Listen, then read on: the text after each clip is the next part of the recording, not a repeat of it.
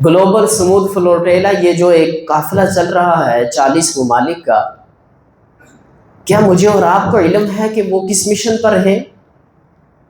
میں یقین سے کہتا ہوں کہ یہاں پہ جتنے بھی ہم افراد موجود ہیں، صرف اور صرف اگر میں حسن ظن سے کام لوں تو 30% لوگوں کو اس چیز کا علم ہوگا، باقی کسی کو اس چیز کا علم نہیں۔ وَلَا تَجْعَلُوا مَعَ اللَّهِ إِلَٰهًا آخَرَ۔ پھر اللہ رب العالمین فرماتے ہیں کہ اور اللہ کے علاوہ کسی کو الہ اور معبود نہ بناؤ۔ اللہ کے علاوہ کسی کو الہ اور معبود بنانے کا مطلب کیا ہے؟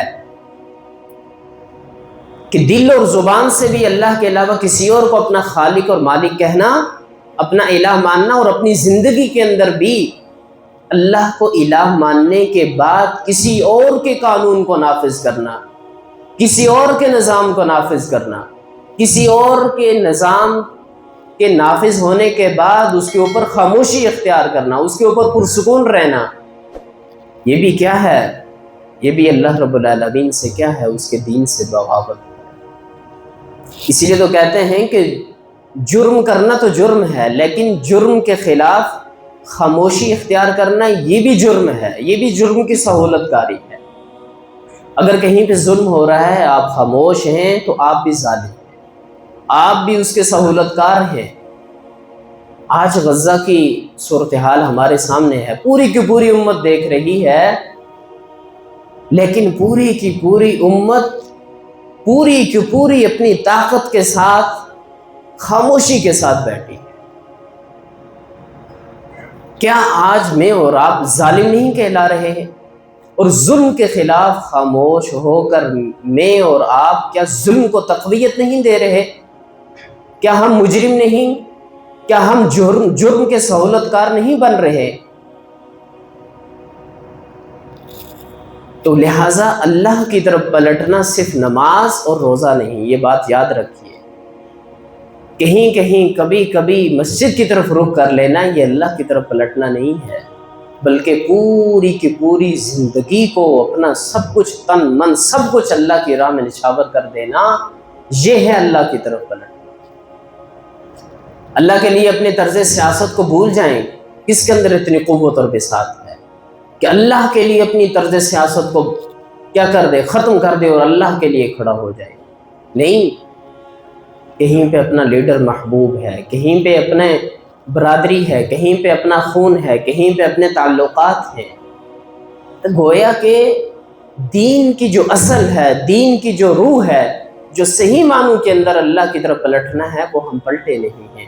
یہی تو وجہ ہے کہ آج ہم اللہ کی محبوب محمد رسول اللہ صلی اللہ علیہ وسلم کے امتی ہونے کے باوجود آج ہم اس دنیا کے اندر ذلیل و رسوا ہیں۔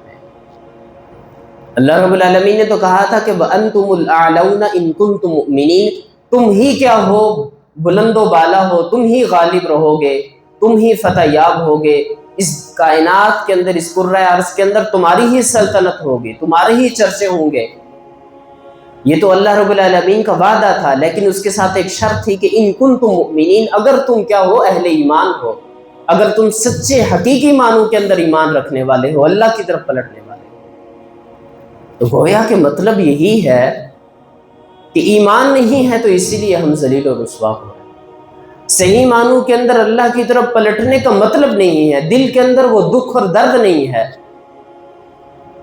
اپنی ماؤں اور بہنوں کو شہید ہوتے ہوئے دیکھ رہے ہیں، اپنے بچوں کو کٹتے ہوئے دیکھ رہے ہیں، مسجد اقصیٰ کو شہید ہوتے ہوئے دیکھ رہے ہیں، پوری کی پوری امت مسلمہ ظلم کی چکی کے اندر پس رہی ہے، لیکن ہمارے دل کے اوپر ذرا برابر بھی کوئی اثر نہیں ہو رہا۔ اس کا مطلب یہ ہے کہ ہمارے دلوں کے اوپر مہر لگ چکی ہے اور ہمارے دل مردہ ہو چکے ہیں، اور اللہ کی طرف ہم پلٹے ہوئے نہیں ہیں، بلکہ اللہ کی طرف، اللہ کے ہم باغی ہیں۔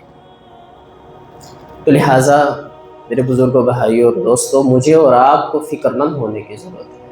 یہ پرفتن دور ہے، یہ پرفتن دور ہے۔ اپنے آپ کو دین کے ساتھ وابستہ کیجئے، چاہے آپ کو کوئی چھوٹا یا بڑا نیکی کی بات بتائے، خیر کی بات بتائے تو اسے قبول کر لیجئے۔ خیر کی بات تو اگر دیوار پر بھی لکھی ہو تو اسے کیا کر لینا چاہیے؟ قبول کر لینا چاہیے۔ تو دین کے ساتھ اپنے آپ کو وابستہ کیجئے، اپنی زندگی کو اسلام کے نام پر کیا کر دیجئے، نچھاور کر دیجئے۔ یہی میرے اور آپ کی زندگی کا کیا ہے، مقصد ہے۔ اگر ہم ایسا کرتے ہیں تو اپنی زندگی کے بعد کی جو زندگی ہے، آخرت کی زندگی، اس کے اندر میں اور آپ سرخرو ہو جائیں گے۔ اگر ایسا نہیں کرتے تو خدا کی قسم میں اور آپ حقیقی معنوں کے اندر کیا ہے، ناکام ہیں۔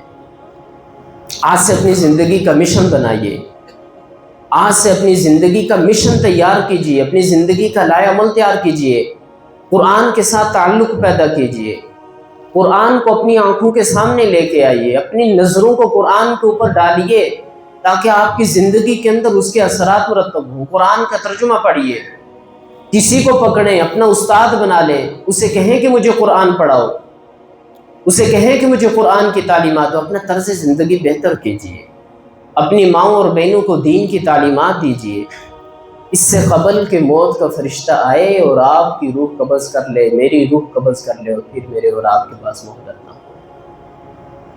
اور اہل غزہ کے لیے آواز اٹھائیے صبح و شام، انہیں اپنے دل و دماغ کے اندر یاد رکھیے۔ اگر ایسا بھی نہیں کرتے تو اللہ رب العالمین کو روز قیامت میں اور آپ کیا جواب دیں گے کہ میں اور آپ نے کیا کیا؟ دل کے اندر دکھ بھی نہ رکھ سکے، ان کے لیے آنکھوں میں سے آنسو بھی نہ بہا سکے، وہ کٹتے رہے، وہ پٹتے رہے، وہ روتے رہے، وہ کرب اور دکھ کی کیفیت میں پیٹتے رہے، وہ امت کو پکارتے رہے، لیکن میں اور آپ نے کچھ نہیں کیا۔ گلوبل سمودھ فلوٹیلا، یہ جو ایک قافلہ چل رہا ہے 40 ممالک کا، کیا مجھے اور آپ کو علم ہے کہ وہ کس مشن پر ہیں؟ میں یقین سے کہتا ہوں کہ یہاں پہ جتنے بھی ہم افراد موجود ہیں، صرف اور صرف اگر میں حسن ظن سے کام لوں تو 30% لوگوں کو اس چیز کا علم ہوگا، باقی کسی کو اس چیز کا علم نہیں ہے۔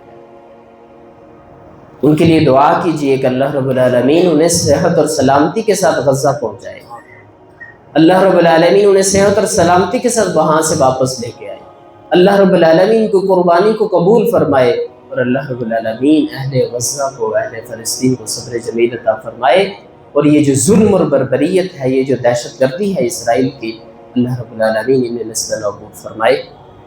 ہم اللہ رب العالمین سے دعا گو ہیں کہ اللہ رب العالمین مجھے اور آپ کو فکر آخرت، فکر امت، احساس نعمت کا اللہ رب العالمین مجھے اور آپ کو توفیق دے۔ وآخر دعوانا الحمدللہ۔